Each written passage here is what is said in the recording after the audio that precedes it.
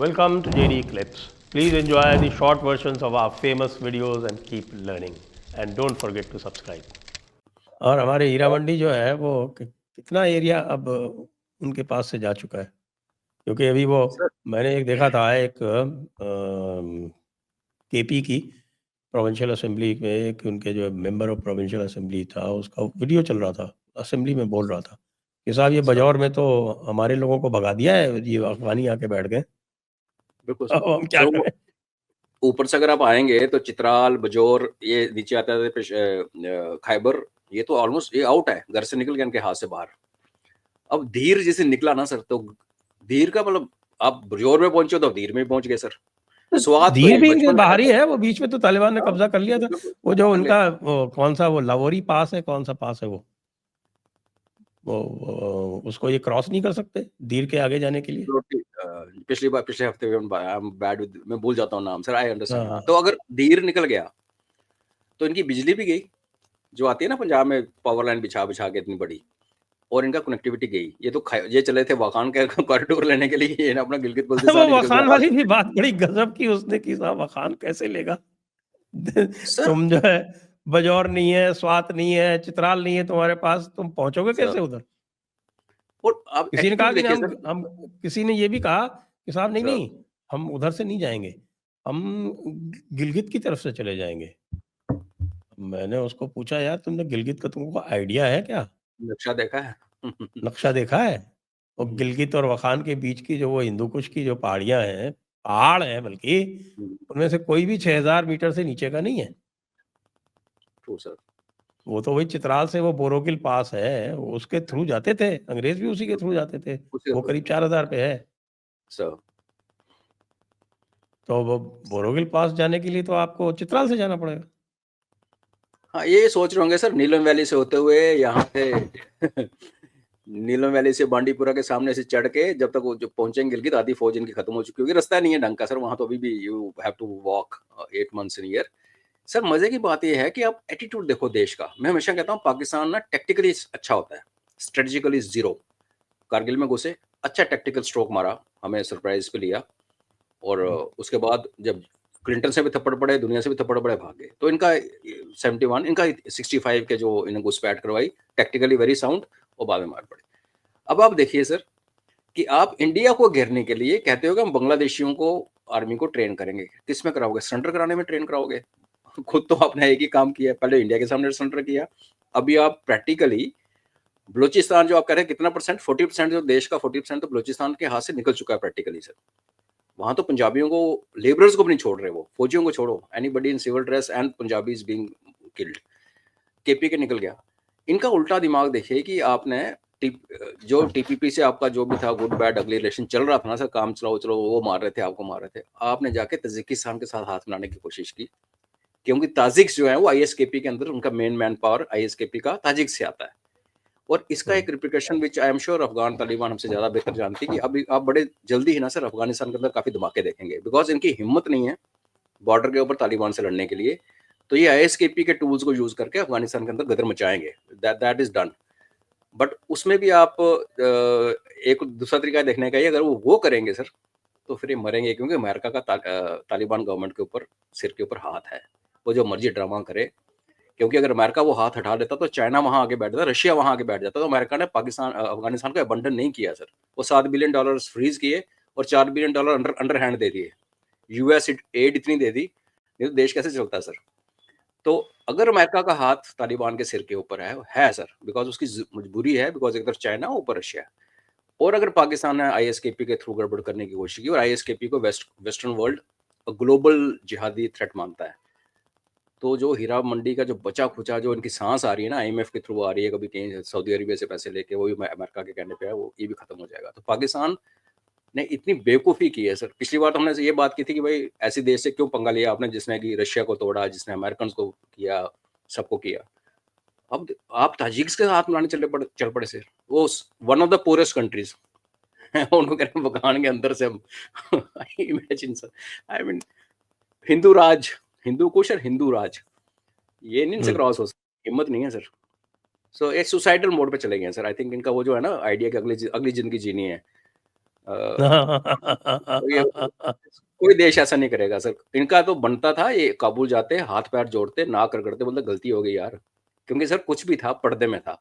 हीरा मंडी के साथ जो हो रहा था, अफगान तालिबान ओपनली कह रहा था कि नहीं तालिबान पाकिस्तान आपकी प्रॉब्लम है, हम कुछ नहीं करते। अभी तो उन्होंने हुक्मनामा फतवा जारी किया है कि पाकिस्तान अफगानी तालिबान टीटीपी के साथ मिलके इनको इनका बैंड बजाएंगे। तो ये 15 पोस्ट 24 घंटे के अंदर अगर किसी देश की छीन ली जाए बॉर्डर आउट पोस्ट, तो वो दर्शाता कि वो क्योंकि सर होता क्या है, बीओपीज हैं बॉर्डर के ऊपर, पीछे एरिया खाली होता है। आप कैंटोनमेंट्स को काफी एक जगह पे रखते हो, लेकिन फ्रंटियर इतना बड़ा तो आप जगह, तो अगर आपने वो पूरा इलाका छोड़ के भाग गए आप सर, तो जो आपके कैंटोनमेंट्स हैं जिसमें गोल्फ कोर्स है, बड़े अच्छे अच्छे बिल्डिंग्स हैं, मतलब कंफर्टेबल लाइफ है, बिकॉज बॉर्डर आउटपोस्ट आपको सेव कर रही थी। आगे आपकी फर्स्ट लाइन ऑफ डिफेंसेस, जैसे हमारे यहाँ बीएसएफ करती है और ऊपर एलसी पे आर्मी करती है, पीछे वाले कंफर्टेबल रहते हैं। लाइक अगर आप दिल्ली जाएंगे या अगर आप सिकंदराबाद जाते हो, आप हैदराबाद जाते हो, तो you find life is cantonment में पीसफुल लाइफ है सर। क्लब इवनिंग चल रही है, सब कुछ होता है। तो वो लोगों के ऊपर अभी उनके बीच का जो स्क्रीन थी, 15 बॉर्डर पोस्ट, आप ये मान के चलिए सर, अगर आप हाइपोथेटिकली देखें कि अगर 2 से 3 किलोमीटर भी गैप है, तो आपने 45-50 किलोमीटर का फ्रंटियर ब्रीच कर लिया और पीछे कुछ भी नहीं है। अब बजौर के पीछे पाकिस्तान आर्मी की डिप्लॉयमेंट देखिए, कुछ भी नहीं है वहां पे, क्योंकि बजौर इन्होंने एएसकेपी के हवाले कर रखा था। और तालिबान ने भी आगे पहले उनको वहीं पे ठोका है। चित्राल में उन्होंने घुसपैठ की, फिर वापस गए, फिर उन्होंने, तो Bajaur was the only ISKP stronghold inside KP के। और अफगान भी देखे सब वो समझदार हो गए हैं, पहले वो पागलों की तरह लड़ते थे ना, अल्लाह अकबर करके फोड़ देना। अब उनको भी उनको पहले यहाँ ठोको, और इनकी नब्ज बंद हो जाएगी सर। आप बिजली एंड कनेक्टिविटी, फिर तो गए। Very bad times at for Pakistan sir.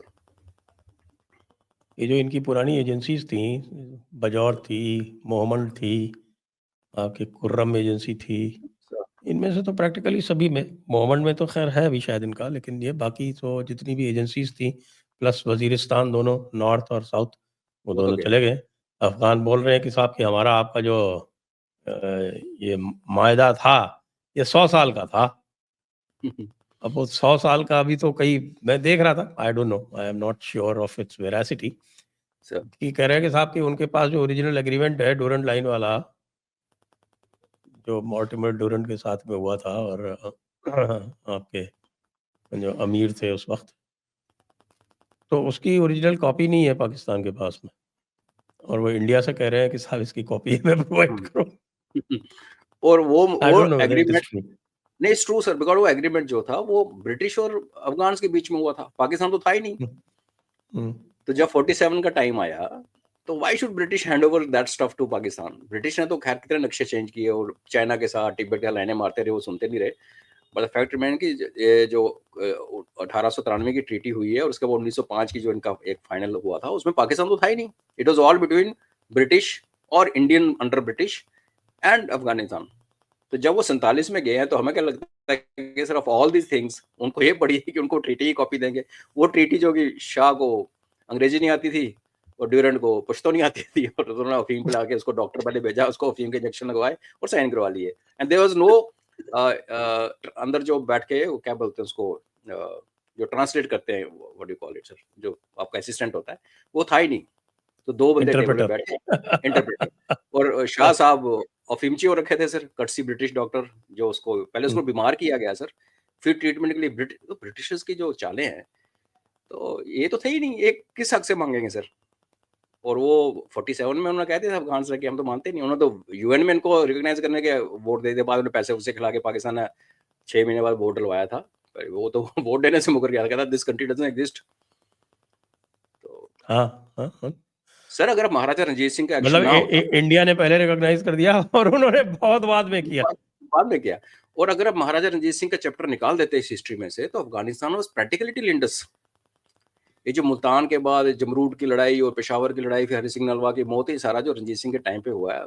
जब हम कहते हैं अफगान को कैप्चर किया, Ranjit Singh didn't go to Kabul, he didn't even go to Kandahar, his लड़ाई was happening in Kashmir under Afghans, जो उनके नीचे था 1814 में, और ये मुल्तान की लड़ाई और आगे जमरूद का किले की लड़ाई।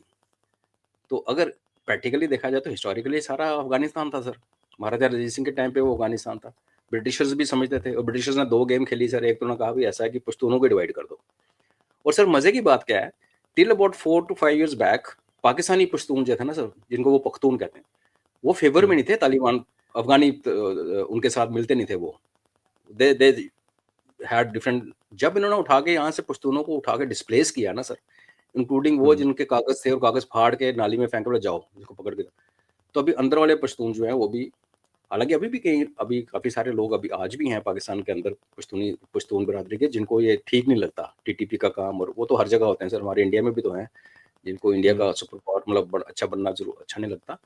बट तो पाकिस्तान ने ये जो गलतियां की हैं सर, ये हमारा जो एक और मुहावरा जो ग्रंथों से तो नहीं निकला लेकिन हमारे लिटरेचर से निकला है, विनाश काले विपरीत बुद्धि।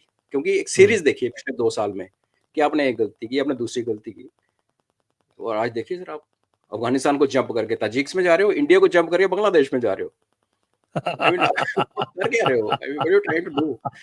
मतलब अंदर जो घर में नहीं दाने और अम्मा चली भुनाने, बुराने ये कहावत है ना। बिल्कुल हमारी कहावतें सारी बिल्कुल निकल के सामने आ रही हैं आज।